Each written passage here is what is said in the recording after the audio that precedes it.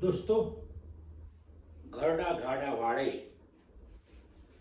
વડીલો વડા સમાન હોય છે, એટલે કે વડલા સમાન હોય છે. વડીલોની જે વડવાઈઓ હોય છે મજબૂત હોય છે, એના અનુભવો પણ જબરજસ્ત હોય છે. ઘરડો માણસ એક હોય પણ એ માણસ અનુભવી હોય અને એ પોઝિટિવ અનુભવમાંથી પસાર થયો હોય તો કદાચ આખા ગામને એક વ્યક્તિ પહોંચી શકે, અથવા તો જંગલમાંથી એ વ્યક્તિ એકલો નીકળી શકે. મિત્રો, આ વર્ડ ઘરડા ગાડા વાળે વડીલો વૃદ્ધો એટલે એક જબરજસ્ત વારસો, આપણી ધરોહર. મિત્રો, આવા જ એક દાદાની વાત છે મીઠા દાદા. મીઠા દાદા જબરજસ્ત હોશિયાર, હિંમતવાન, પણ બિલકુલ અભણ. 80 વર્ષે પણ જબરજસ્ત જોમ મિત્રો એમનો. 80 વર્ષે મીઠા દાદાની વાતો તમે સાંભળો તો આપણને એ વાતોમાં કંઈક તથ્ય લાગે. શરૂઆતમાં તો કદાચ તમને કોઈક વાર એવું પણ લાગે, એ વાત એવી મોટી કરતા હોય કે ભાઈ, હું તો આને મારવા ગયો હતો, હું તો વાઘને સામે પડી ગયો હતો, હું તો ચિત્તાની પાછળ પડ્યો હતો. આવું કે એટલે આપણને જાણે અતિશયોક્તિ લાગે. મિત્રો, મીઠા દાદા એવું પણ કહેતા હતા, આ વાસ્તવિક કિસ્સા છે મીઠા દાદાના, કે હું 100 ચોર આવે છતાં એમની સામે પડી જાઉં, એમને હંફાવી દઉં.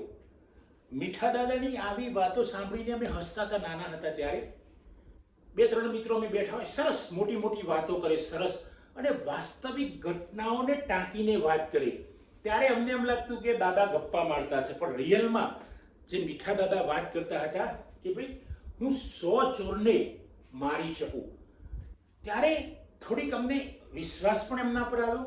એમના પર એવું પણ લાગ્યું કે ગપ્પા મારે છે, અતિશયોક્તિ કરે છે, પણ છતાંય 100 ચોરને મારે 80 વર્ષના દાદા છે. એ વખતે એટલી બધી સમજણ નહીં અમને, એટલે અમે 2-3 મિત્રો એમની વાત માની ગયા. અને મોટે ભાગે મીઠા દાદા શિયાળો, ચોમાસું, ઉનાળો હોય તો એ બહાર ચોપાટમાં સૂઈ જતા, એ ક્યારે ઘરમાં સૂવે નહીં. એટલે અમને તો નવાઈ લાગે કે આ દાદાની વાત સાચી હશે, કેમ કે શિયાળામાં પણ આખું ગામ અંદર ઊંઘતું હોય ઘરમાં, અને દાદા એકલા બહાર ઊંઘતા હોય. ચોમાસામાં લોકો ઘરમાં ઊંઘતા હોય અને દાદા એ ચોપાટમાં ઊંઘતા હોય. આ બધી એમની વાતો, એમની એ જે ઊંઘવાની પદ્ધતિ. રાત્રે 2 વાગે પણ બહાર જવાનું હોય, એટલે કે એમને ટોયલેટ જવું હોય તો ડબલું ભરીને ગામની ભાગોળે છૂટ દૂર જાય મિત્રો, 2-3 વાગે. આ કિસ્સા અમને ખબર, તો અમે માનીએ ન માનીએ મિક્સ બધું રહ્યા કરે. પણ એક દિવસ વાસ્તવમાં બન્યું એવું કે અમે 2-3 મિત્રો મીઠા દાદાની જોડે સૂઈ ગયા હતા. મીઠા દાદાની ઉંમર લગભગ 80 પહોંચવા આવી હતી, ધ્યાન રાખો મિત્રો. અને ચોર 5-6 ચોર આવી ગયા. ગામમાં લાઈટ, ખાલી સ્ટ્રીટ લાઈટ હોય, એ પણ દૂર દૂર હોય. અમે જે ઘરે સૂતા હતા એ ઘરે સ્ટ્રીટ લાઈટ નહોતી, અંધારું, થોડુંક માણસનું આકૃતિ દેખાય પણ આખો માણસ દેખાય નહીં. 7-8 જણા જબરજસ્ત દંડાઓ લઈને આવી ગયા. અને મીઠા દાદાને એમના પગરવની ખબર પડી ગઈ. મિત્રો, માનશો નહીં, મીઠા દાદા પથારીમાંથી ઊભા થઈ ગયા. 80 વર્ષના દાદા પથારીમાંથી ઊભા થઈ ગયા અને પેલા ચોરને એક હકાટો કર્યો અને પાછળ પડ્યા. મિત્રો, તમે માનશો નહીં, 5 થી 6 ચોર અમે બધા મિત્રોએ જોયેલા. 3 મિત્રો અમે એમની પાસે સૂતા હતા, અને ચોરને ભગાડી આવ્યા ભાગોળ સુધી. ત્યાં સુધી તો ગામ આખું જાગી ગયું અને દોડો. ત્યારે મીઠા દાદાની વાહ વાહ થઈ ગઈ. મિત્રો, બીજા દિવસે આ વાહમાં તો મીઠા દાદાના સંદર્ભમાં આખા એ જે આખું મંડળ હતું, એમણે સત્યનારાયણની કથા કરી કે મીઠા દાદાએ ચોરોને ભગાડ્યા. મિત્રો, આવી જ વાત એક છે કે કહેવાય છે કે મીઠા દાદા એકવાર રસ્તામાંથી નીકળતા હશે અને ત્યાં એમને વાઘ અથવા તો ચિત્તો કોઈક મળી ગયો. એ ચિત્તાને પણ એ વખતે વાઘ કહેતા હતા. તો એ વાઘ કંઈક આરામ કરતો હશે અને જે રસ્તો નીકળવાનો હશે ત્યાં મીઠા દાદાને આજુબાજુમાં જવાય એવું નહોતું. તો એ જે સૂતો ચિત્તો હતો એને જો નીકળી જાવ તો તરત જાગી જાય એવું એમના મનમાં, એમને કૂદીને નીકળી જાવ. આજુબાજુ કંઈક નળિયું હશે, 2 બાજુ વાડ હશે અને ત્યાં ચિત્તો સૂતો હશે. તો મીઠા દાદાએ જબરજસ્ત હિંમત કરી અને ડાંગ ઉપાડી, એમના હાથમાં જે ડાંગ હતી, અને ચિત્તાના માથા ઉપર જબરજસ્ત મારી અને ચિત્તો ફફડી ઉઠ્યો. એ પણ એકદમ આમ વિઠંબડામાં પડી ગયો. શું થઈ ગયું અચાનક, એના વિચારો કેવા હશે તો આપણે જાણતા નથી. પણ ચિત્તાએ ફરીથી હિંમત કરી અને મીઠા દાદા ઉપર હુમલો કરવાની. મિત્રો, મીઠા દાદા હિંમત હાર્યા નહીં, એમને ફરીથી લાકડીના 2-4 ઘા મારી દીધા મિત્રો.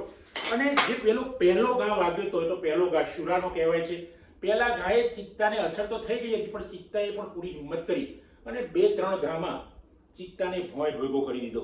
મિત્રો, થોડીક વારમાં તો આખું ગામ ભેગું થઈ ગયું અને મીઠા દાદાને સૌએ શાબાશી આપી. અને મીઠા દાદા એ દિવસથી આજુબાજુના વિસ્તારમાં પ્રખ્યાત થઈ જાય. રાત્રે જંગલમાં જવું હોય તો એકલા, પર્વત પર ક્યાં જવું હોય તો મીઠા દાદા એકલા. આવા તો કેટલાય કિસ્સા એમના જીવનમાં બની ગયેલા. રાત્રે એકવાર મીઠા દાદા નીકળ્યા હશે અને એને એમ હશે કે ભાઈ ભૂત છે, એવી વખતેની વાર્તાઓ, એ વખતેની અંધશ્રદ્ધાઓ, અને મીઠા દાદા નીકળ્યા હશે. કોઈ કે 8-10 માણસોએ મીઠા દાદાને બીવડાવવાનો પ્રયત્ન કર્યો અને વ્હાઈટ વસ્ત્રો, કાળા વસ્ત્રો, મોઢા પર આંખો નકલી બનાવેલી ને એવી રીતે. તો મીઠા દાદા વિચારમાં પડી ગયા કે સાલું ભૂત હશે ના હશે, એ વખતે તો એમને પણ ખબર નહીં, કારણ કે એ તો એ વખતેનો સમાજ પણ એવો જ હતો. તો મીઠા દાદાએ નક્કી કર્યું જે થવું હોય થાય, ભૂત હોય ગમે તે.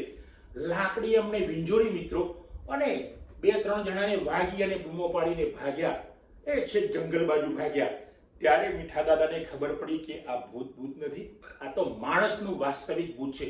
મિત્રો, આવી તો મીઠા દાદાની ઘણી વાતો છે. હું તમને મીઠા દાદા વિશે એટલે વાત કરું છું કે મીઠા દાદા આપણને આજે મોટિવેશન આપે છે. મીઠા દાદા જેવા વૃદ્ધો આપણને શાનમાં કંઈ કહી જાય છે. મિત્રો, આપણે સહેજ પણ મુશ્કેલી આવી જાય તો ડરી જઈએ છીએ. વાત સાચી છે, ડરાય, માણસ હોય તો ડરી જાય. આજના યુવાનો જો કે મજબૂત છે, છતાંય પણ આવી ભૂટંબડાઓ આવી જાય, પેલા ચોર આવી જાય, પેલો ચિત્તો આવી જાય, ક્યાંક ભૂત બનીને માણસો ભૂત બનીને આવી જાય. આવા સંજોગોમાં પણ મીઠા દાદા જેવા માણસો હિંમત કરે છે અને હિંમતમાંથી એ સફળ થઈ જાય છે. મિત્રો, ઘણા મીઠા દાદાના ઘણા એવા કિસ્સા છે કે આપણે નેક્સ્ટ વાત કરીશું ગમે ત્યારે. મીઠા મિત્રો, આ ખાસ યુવાનો માટે કહું છું કે મીઠા દાદા જેવા તો ઘણા આજે પણ વડલાઓ એવા છે, આજે પણ ઘરડા માણસો એવા છે કે જે ગાડા વાળી શકે છે. મિત્રો, આપ સૌને